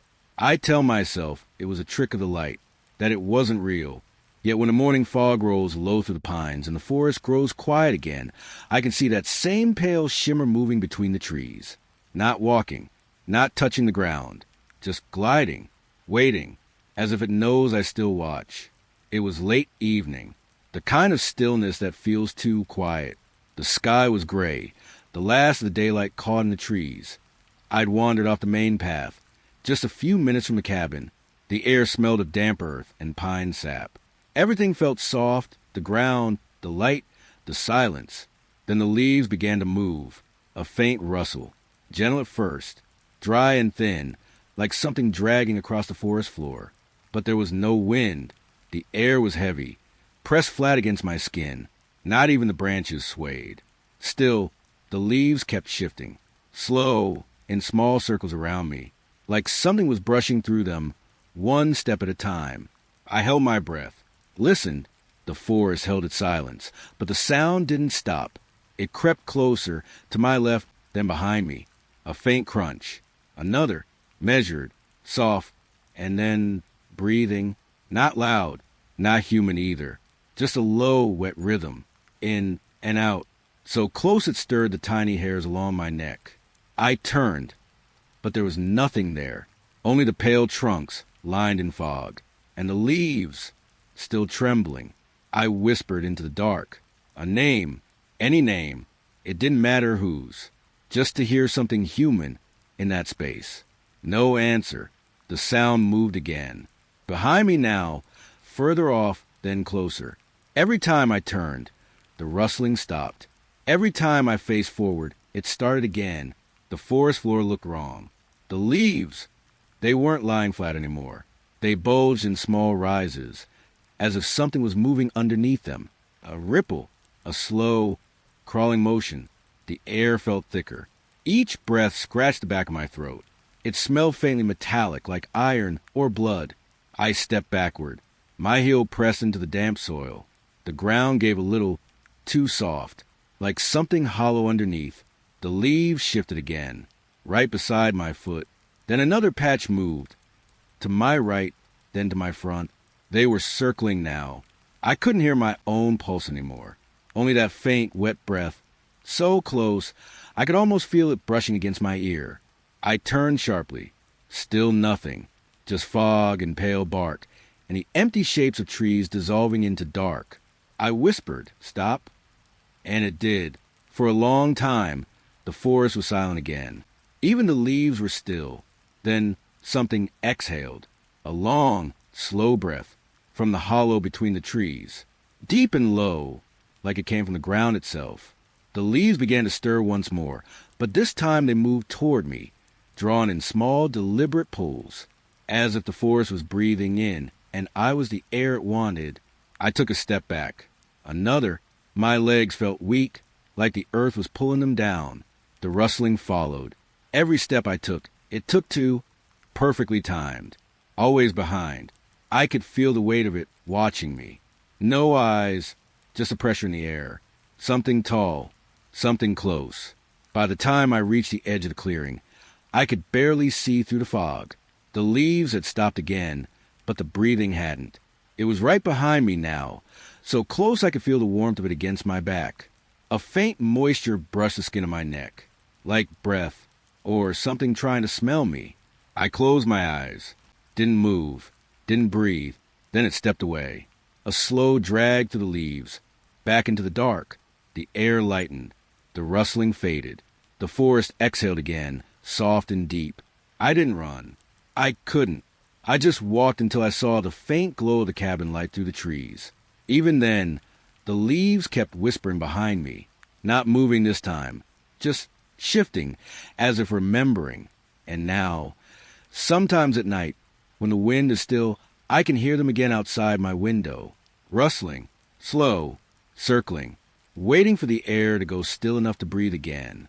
It was deep night, cold enough that each breath left a pale cloud in the air. The forest around the cabin was quiet. Too quiet. I had only the lantern. Its glow was soft and amber, shaking slightly with every movement of my hand. The light didn't reach far, just enough to see the frost on the grass, the edge of the old wooden steps, and the black stretch of trees beyond. Everything past that was a shape I couldn't name. The air felt heavy that night, like the dark had weight to it, like it wanted to press closer. I was halfway to the shed when I noticed a flicker. The flame in the lantern, it stuttered. For a second it dimmed, then brightened as if something brushed past it. I stopped walking. Listen, nothing moved, not even the trees. Only my breath, and the faint hum inside my ears, the kind that comes when silence lasts too long. I took another step. The lantern swayed slightly. Its handle felt slick from the cold. That's when it slipped. No, not slipped. It fell. The handle jerked out of my grasp as if something pulled it down. Straight down. Fast. The glass hit the ground and shattered. A sharp, wet crack. The light went out in an instant, and the dark changed. It didn't just return. It grew thicker, denser. It poured in, as if the air itself turned solid. I froze. Every part of me felt awake. The skin on my arms, the back of my neck, even the roots of my teeth. Something was in that dark. The faint glow from the cabin window barely reached the ground now. It was like the night had swallowed everything between us that I crouched down, my hands searching for the lantern pieces. The metal frame was still warm, but the glass was icy, wet. I could smell something, not oil, not smoke, something metallic, sharp, like the air inside a clothes cellar. When I looked up, the darkness seemed closer. It wasn't a shape, but I could feel it looking back without a pressure. Low, heavy, just above the ground. The grass didn't move, but I heard something, a shift, a soft crunch. Footsteps, slow, measured, circling. I reached for the lantern again, even though I knew it was broken. My fingers brushed the wick, still warm, but no glow. Then I realized it wasn't just footsteps. It was breathing too. Low, wet, somewhere behind me. I turned, and for a moment, the dark seemed to ripple, like something had moved through it. I whispered, "Who's there?" My voice didn't carry. It just fell flat, swallowed by the air. Then came the sound of faint drip, slow, steady, falling from nowhere. I stepped back. My foot brushed the broken glass again. It cut into my heel, but I barely felt it, because in the distance, beyond the reach of what was left of the light, something was standing, tall, still, almost human, but wrong in its edges. Too thin, too long. It didn't move, but I knew it was facing me. The space between us felt wrong, stretched somehow, like the dark was breathing, pulling in and out. I took another step back, and it leaned forward, just slightly, just enough for me to see the faint shimmer, where its face should have been. Then the air snapped. A single, deep pulse, like the ground beneath me, exhaled. The shape vanished. The darkness loosened, thinned, as though it finally finished swallowing what it came for. I didn't move for a long time. When I finally did, I ran. The cabin door was still open. The faint glow from inside spilled over the threshold, weak and trembling. When I looked back, the darkness seemed normal again. Just night, just trees. But the pieces of the lantern were gone. Every shard, every trace of oil, as if it had never fallen at all. And still, even now, some nights the shadows in that corner of the yard feel too heavy. Like the darkness, there remembers that moment it came alive. It was near dusk, the kind of evening where light doesn't fade. It just sinks. The sky was bruised gray, the air cool, and the windows of the old house reflected nothing back. I was alone in the living room. The floorboard still smelled faintly of dust and oil. The curtains hung half open, breathing slightly whenever the air shifted. That's when I noticed it. The shadows. They didn't sit where they should. The one cast by the chair stretched further than the others, across the floor, curling toward my feet. At first, I thought it was the fading light, the way it slipped through the glass at strange angles. But the lines were wrong. The shapes moved. I blinked. They rippled softly, like ink disturbed by a drop of water. And then something whispered, a small, broken sound. Not words I could understand, but language all the same. Low, close, too close. I froze. The air inside the room thickened. The clock on the wall kept ticking, but everything else had gone still. The shadows swayed, slowly, as though they were breathing together. I stepped back. My heel brushed the edge of the rug, and the whispering grew sharper, like a voice caught behind glass. For a moment, I thought it came from beneath the floor. But when I looked down, the dark was already there, gathering beneath me. It crept around my shoes, thin and slow, as if reaching for warmth. The air smelled faintly metallic, and something else, something like wet stone. I whispered to myself, "Stop it." My voice cracked. The whispering didn't stop. It grew softer instead, gentler, almost curious. I could make out shapes now. Faces, maybe half-formed, pressing out from the walls where the light didn't reach. Their mouths moved, but no air came from them. The whispering brushed my ear. A word or a breath pretending to be one. I turned toward the window, hoping for some light, some reflection. But outside, the shadows were wrong there too. The trees didn't have outlines anymore. They bled into one another, a slow merging of black and gray. Something pulsed in the glass. Not my reflection, but something standing behind it. I backed away. The whispers followed, each one brushing past my shoulder, soft as moth wings. They spoke in fragments. Names. Maybe a laugh that wasn't human. A sigh that seemed to echo from beneath the floorboards. And then, as I stood in the center of the room, they began to move together. Every shadow, from the table, the chair, the window, even for me, bent toward the same point on the wall, a place where the paint was cracked, where a faint, dark stain spread outward like veins. The whispers turned rhythmic, almost like breathing, in and out, soft and wet. I stepped forward, just one step, and the entire room tilted. The walls seemed to lean in, the edges of the floor blurred, and the shadows opened, not like doors, more like wounds. Through the cracks, I saw motion, something shifting beneath, like hundreds of shapes pressing against thin fabric. They whispered again, this time louder, faster. I covered my ears. It didn't help. The voices were inside my head now. They repeated one phrase, over and over, but I couldn't understand it. It felt familiar, though, like something I'd once said in a dream. The light flickered once, then again, and when it steadied, the room was empty. Every shadow had returned to its place. Still, ordinary. I stood there, heart pounding, trying to convince myself it was nothing, just the dark, just my mind. But the whispers hadn't gone. If I stayed quiet enough, I could still hear them, murmuring behind the walls, sliding beneath the floor, threading through the air itself. They didn't sound angry anymore, just waiting. And when I turned off the last light that night, the darkness didn't fall. It rose, slowly, like it remembered my name. It was late. The air was thick with the kind of stillness that comes before rain. The woods were breathing, slow, uneven. I stood in the clearing, where the grass bent under the weight of dew. The lantern light wavered in my hand, its flame small against the stretch of darkness around me. I'd been walking for hours. The trail had long since disappeared, swallowed by fog and damp earth. But I knew this place. Or I thought I did. The silence pressed close. Even the crickets had gone quiet. All I could hear was my own breath, slow, shallow, careful. That's when I saw them. Two small points of light, just beyond the tree lean, low to the ground. Still, at first, I thought they were reflections, from the lantern maybe, or from water caught on leaves. But they blinked. My chest tightened.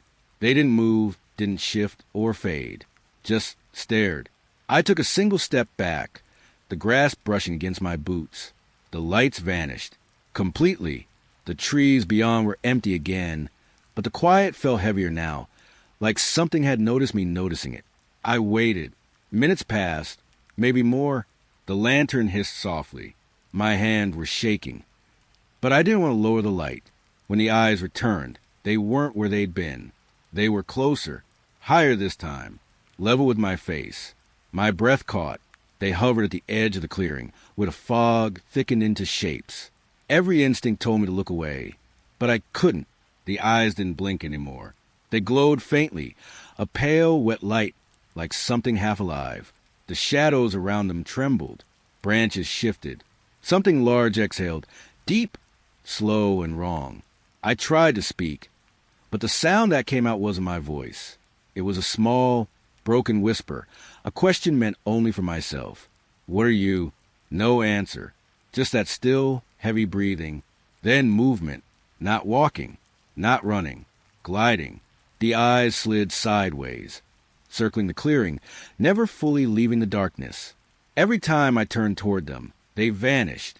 But I could feel them, right there, waiting in the fog. The air had a smell now, like wet iron, like something freshly opened. I took another step back. The grass felt slick beneath my boots. Something brushed against my leg, soft, like fabric dragging past. I swung the lantern down. Nothing. Just earth. Just dark. But when I lifted the light again, the eyes were everywhere. Dozens of them, all along the edge of the clearing, at different heights, different distances.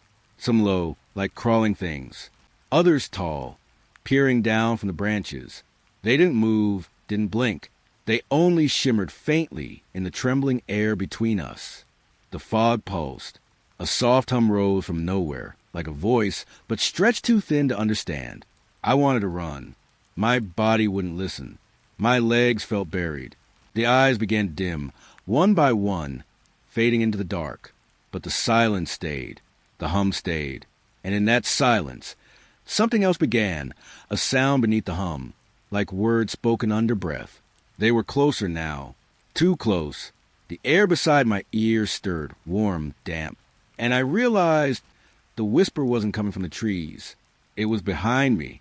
I turned, slowly, but there was nothing there. Just the clearing, just the night. The eyes were gone. All of them. Even the fog had thinned. But the feeling remained, a pull like the air itself watching. I left the clearing without looking back. I didn't run. I didn't dare. Even now, I can still see them, when the lights go out, when the room turns still. Two faint glows, just at the edge of vision, waiting for me to look again. It started just before dawn, that strange hour when the fog is thick enough to hide the trees, and the forest seems to breathe in its sleep. The air was cold, damp against my skin. I could smell the earth, heavy, wet, alive. Somewhere in the distance, a branch cracked, too heavy a sound for the wind. I thought it was thunder at first, a low vibration, rolling beneath my feet. But the sky was clear, washed pale with the first trace of light.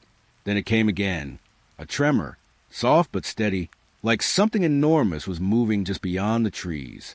The ground pulsed beneath the moss. Tiny pebbles shivered.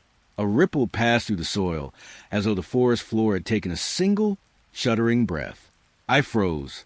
Every sound disappeared, even the insects. Only the faint hum of the trembling earth remained, a sound I could feel more than hear.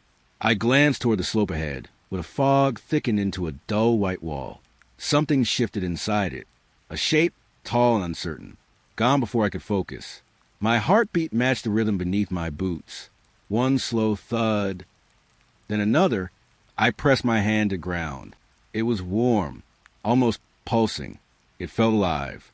The tremors grew stronger. Leaves quivered. Tiny avalanches of dirt slid from the roots of trees. The forest groaned in its sleep.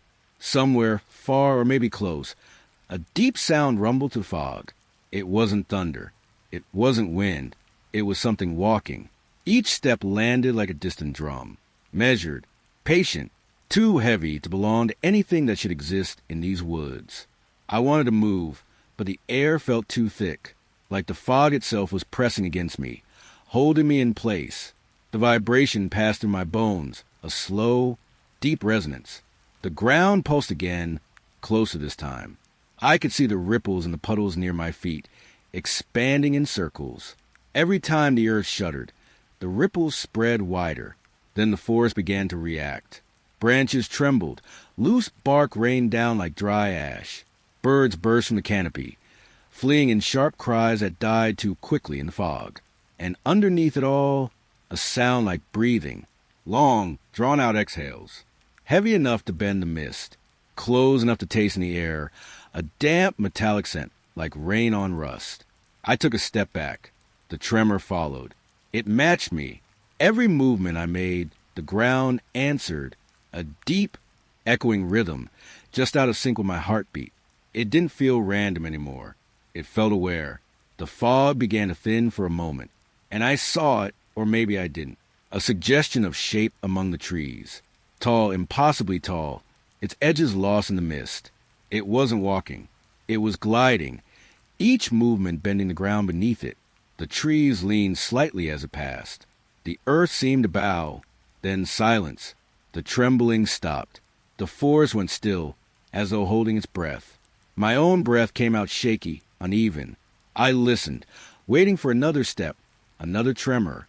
Nothing, just silence and the faint hum that lingered in the air, like the echo of something vast retreating below the surface. The puddles were still now. No more ripples. Only my reflection, warped and pale. I turned to leave. Every step I took felt uncertain, as if the ground beneath me could vanish. The forest remained quiet, but the silence had changed. It was listening. And when I looked back, just once, I saw the moss at the base of a tree, rising and falling, as if the earth beneath it was breathing. Slow, steady, patient, waiting. It rained through the night. Not a storm, just a steady, cold drizzle that soaked the soil and made the forest smell like metal and earth. By morning, the air was heavy. Gray light filtered to the fog, barely touching the edges of the trees. I unzipped the tent slowly, expecting to see my pack where I left it, leaning against a log beside the fire pit. It wasn't there. At first, I thought I'd move it inside, maybe during the rain. But the tent was empty. Only my sleeping bag, still damp at the corners, and a half-crushed lantern flickering weakly. I stepped outside. The fog clung to the ground, curling around my boots. Every sound seemed swallowed, muted by the wet air. The space where my backpack had been was marked only by an impression in the mud. A dark, clean shape, like someone had pressed down hard and lifted away without disturbing the edges. I scanned the clearing. No torn straps, no drag trail, no sign of anything, except for a few footprints. Small, bare, pressed deep into the soft dirt, circling the tent. I counted 6, then 8, then more, fading into the trees. They weren't mine.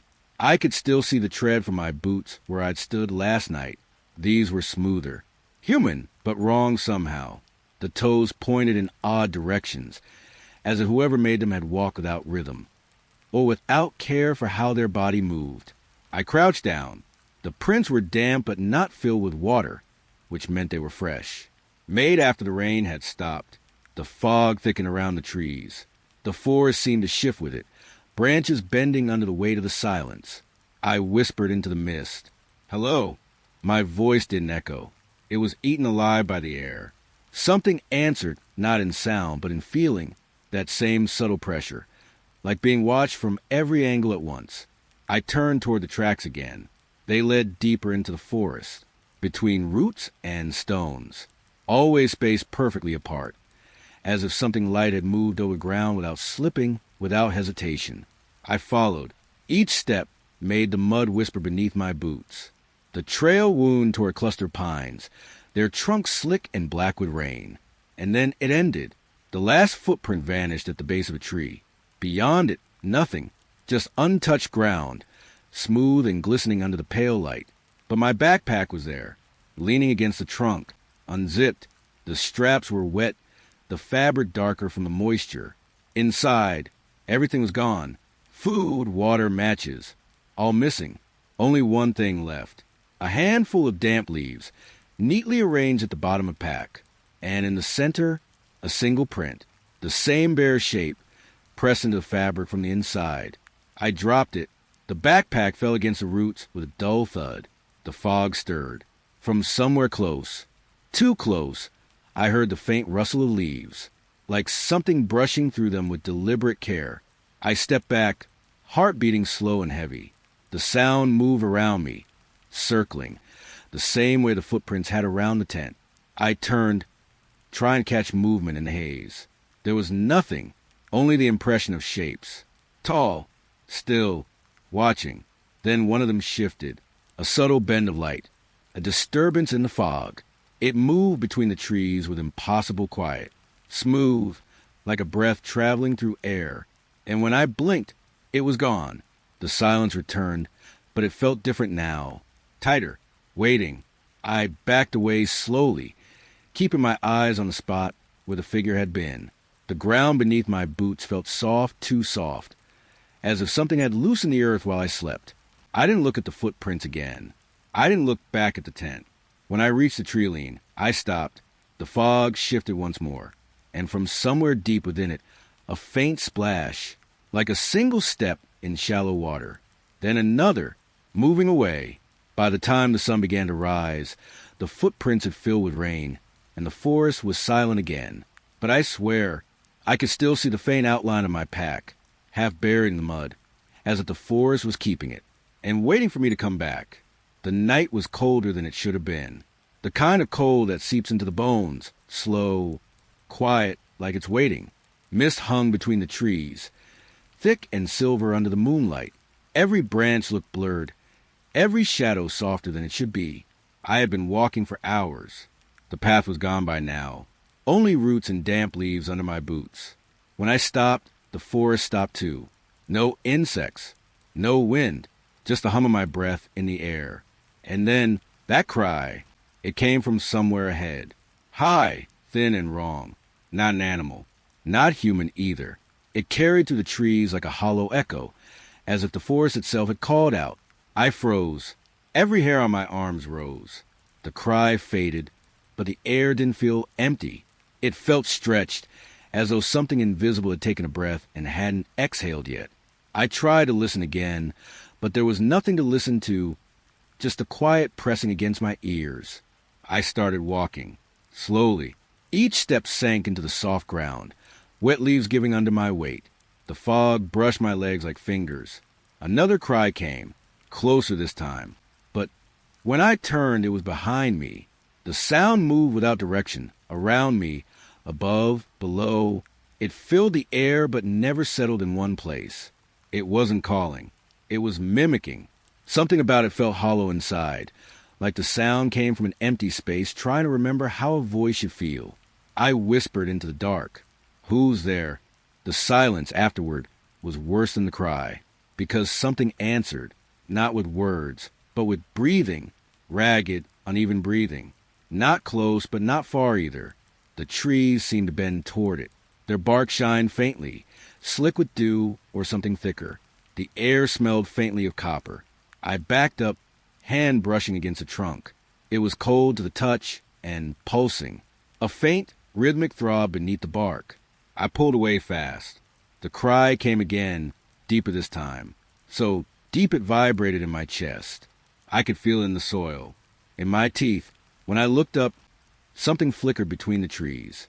Not light movement. A long, thin figure slipped between trunks, too fast to follow, too tall to belong. The mist swirled where it passed, but left no footprints, no sound. I turned in a slow circle. The forest felt endless. Every direction looked the same, gray, still, waiting. The cry rose again, louder, and this time it sounded like me. My own voice echoed back with a hollow twist, stretched, emptied. It repeated the single word I'd spoken earlier. Who's there? But wrong, like it came from something without a mouth. The echo bounced from tree to tree, getting quieter, softer, until it melted back into silence. I couldn't move. The fog had thickened around my knees. My breath left white curls that drifted away too slowly. I tried to step back, but the ground felt loose, spongy, as though the forest floor wasn't solid anymore. Something brushed against my ankle. Light, gentle. I looked down. Nothing there, just mist and soil. But when I lifted my boot, a shallow print formed beside it. Fresh, bare. The cry came again, almost behind my ear this time. It wasn't a sound anymore. It was a vibration through the air, a shiver that crawled down my spine. I turned slowly. There was no one, only the trees, their shapes barely visible through the gray. But one of them, one in the middle, wasn't a tree. It was thin, still, and when the fog shifted, I saw where its face should have been. A hollow, empty, a wide, gaping space where nothing existed. The cry came from that emptiness. The same hollow sound I'd been hearing. It echoed once, then again, until the forest trembled with it, and then silence. The thing turned, not walked, just turned, and slipped back into the fog, its shape bending with the mist until it was gone. The air stayed still. The forest didn't move. But when I finally took a breath, I realized I was the only thing making noise now. And from far off, somewhere deep in the gray, my own breath echoed back. Thin, empty, like something was practicing the sound of being me. It was late evening when the forest began to thin. The air carried that stillness before night fully sets in, cold, heavy, waiting. The path was narrow, lined with roots that clawed from the soil like old bones. The last light of the day bled through the trees, a dim orange haze that made everything look fragile. I remember thinking how quiet it was. Even my footsteps sounded distant. Each crunch of gravel felt swallowed by the air itself. Then I noticed the shadows. At first, they were normal, thin stretches beneath the trees, soft edges blurring into the dirt. But as the sun dropped lower, they began to shift, longer, darker, reaching farther than the trees that made them. I stopped walking, watched. The trees were still, no wind, yet the shadows moved, slowly, like something crawling under the surface of the path. I blinked hard, thinking it was the trick of the fading light, but the movement didn't stop. One of the shadows split, branching away from the trunk it belonged to, stretching across the dirt toward my feet. I took a step back. The air felt colder near the ground, like the earth itself was exhaling. The shadow hesitated, then continued to move. It slid over roots, around rocks, its edges sharp and deliberate, not like light at all. I looked up again. The tree it had come from stood still, silent, as if it hadn't noticed what its own shadow was doing. Another one followed, then another, all of them moving, slow, patient shapes creeping across the path, stretching longer as the last bit of light drained from the sky. I could feel something change in the air, a faint vibration, as though the ground was humming beneath me. The kind of sound you don't hear, but feel inside your ribs. My throat felt dry. I whispered to myself, just shadows. But they didn't listen. One of them brushed my boot. I didn't feel it. Not really. But the leather grew colder, and when I looked down, faint condensation clung to it. I stepped back again, faster this time. The shadow followed. It wasn't random anymore. It was aware of me. The others began to shift too, lifting away from the ground just slightly, like thin smoke that couldn't decide if it should rise or sink. The path ahead was still visible, but it looked wrong. The trees leaned closer, their lines warped by the deep black stretching across the earth. I tried to move forward. My legs felt heavy. Every step made the dirt crunch louder, the air tighter. When I glanced behind me, the shadows there had vanished. Only those in front remained, waiting. Their movement slowed, but I realized something that made my stomach turn. They weren't stretching toward me. They were retreating, pulling back into the forest, as if something larger was approaching behind them. The silence grew thicker. I couldn't hear my own breath anymore. Then, from between the trees, a darker shape moved. Not fast, just steady. It wasn't tall, but its outline seemed to bend the air around it. As it passed, the shadows twisted to meet it, like water drawn to a drain. I could feel pressure building in my chest, a kind of low rumble beneath my heartbeat. The ground seemed to pulse, a slow, steady rhythm, as if the forest was alive and listening.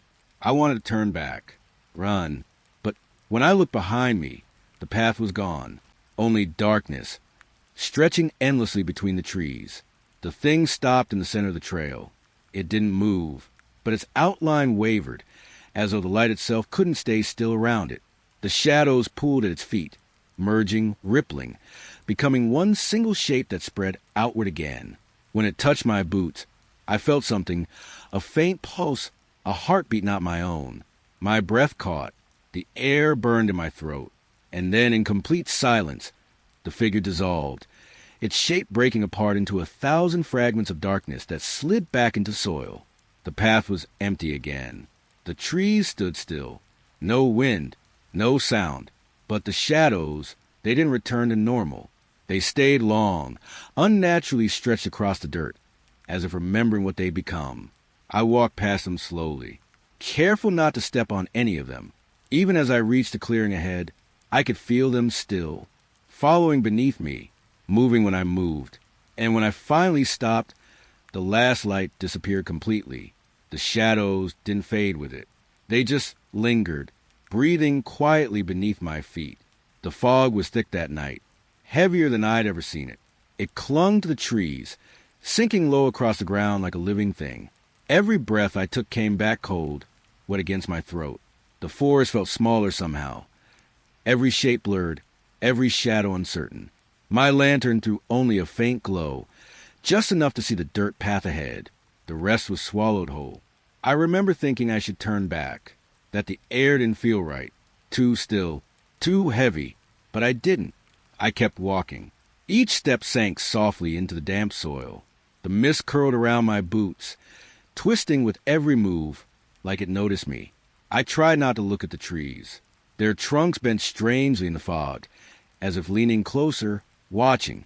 Then, somewhere ahead, a pale light moved. It wasn't bright, just a faint shimmer, the kind that disappears when you blink. I froze, listened, nothing, only the low hum of silence, and my heartbeat pressing against my ears. The light didn't fade. It stayed there, a soft glow, hovering in the mist between the trees. I thought maybe it was another lantern, someone walking the trail, but it was too high, too still. I lifted my lantern slightly, the flame trembling behind the glass. That's when I saw it. Not a light, not a person, a figure, pale, motionless, standing in the center of the path. At first, I thought it was someone in white clothes, a traveler maybe, but then I realized it was wrong. Too tall. Its shoulders sloped in a way no human should. Its arms hung too low, barely moving, like they didn't belong to a body at all. The fog clung tighter around it, thickening, as if trying to hide it. But I could still see the faint outline of its face, or what should have been a face. There were no features, just pale skin, smooth, empty. I didn't move, didn't breathe. The figure tilted its head, slowly, like it was studying me. The motion made something deep inside my chest tighten. My fingers went numb around the lantern handle. A faint crack came from beneath my boot. A twig snapped. The figure reacted, not by moving, but by leaning forward, as though the sound had called to it. The air thickened. The fog pulsed once, and I could feel pressure building around me, like the forest itself was closing in. I wanted back away, to turn and run, but my legs wouldn't listen. The figure began to glide forward. No footsteps, no movement below the waist, just a slow, smooth drift through the mist. Each second stretched longer. Every part of me screamed to move, to look away, but I couldn't. The closer it came, the clearer it became that it wasn't walking toward me. It was watching, studying, like it was waiting for me to speak, or breathe, or blink. I felt warmth on my hand, my lantern shaking violently. The glass fogged from my breath. The pale form stopped. Not far, just close enough that I could see the faint texture of its skin, like frost, or ash. The mist moved around it, curling in slow spirals that never touched its surface. For a long moment, nothing happened, and then it raised its head. The motion was sharp this time, sudden, jolting. The fog behind it shifted, a ripple like something else had moved there too. I stepped back. The air snapped cold, and the light from my lantern flickered low. For a heartbeat, I thought I saw more shapes. Behind it, beside it, all pale, all still, watching. My pulse pounded so hard it blurred the edges of my vision. And then they were gone. The mist folded in, like water closing over a hole. The shapes dissolved into fog, leaving only emptiness. I stood there for a long time, waiting for something, a noise, a breath, a reason to move.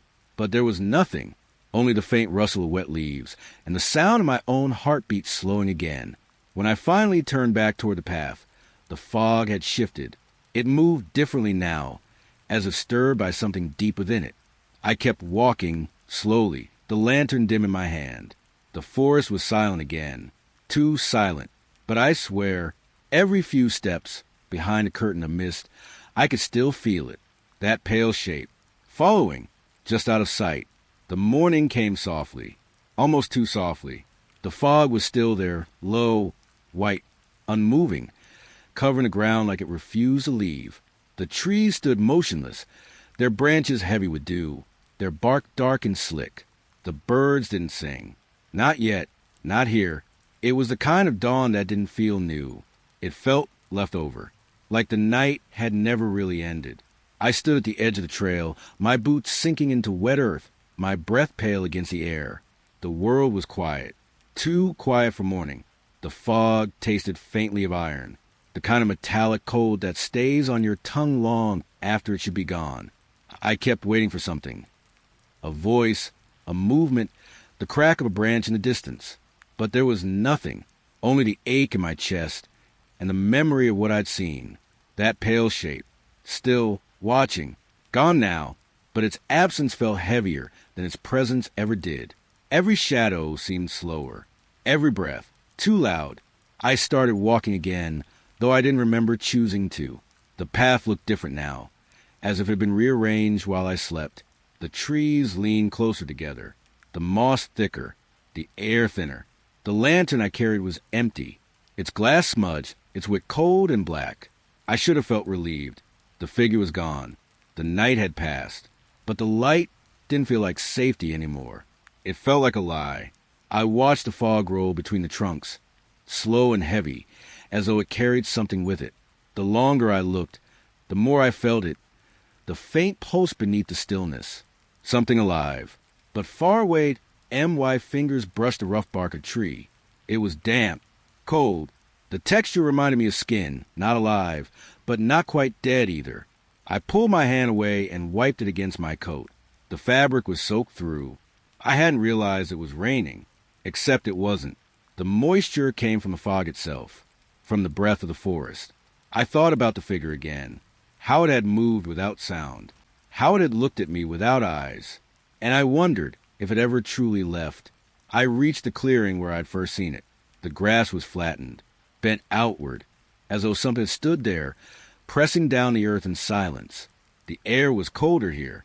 A faint hum trembled through the stillness, low enough that I couldn't tell if it came from the ground or from inside my own head.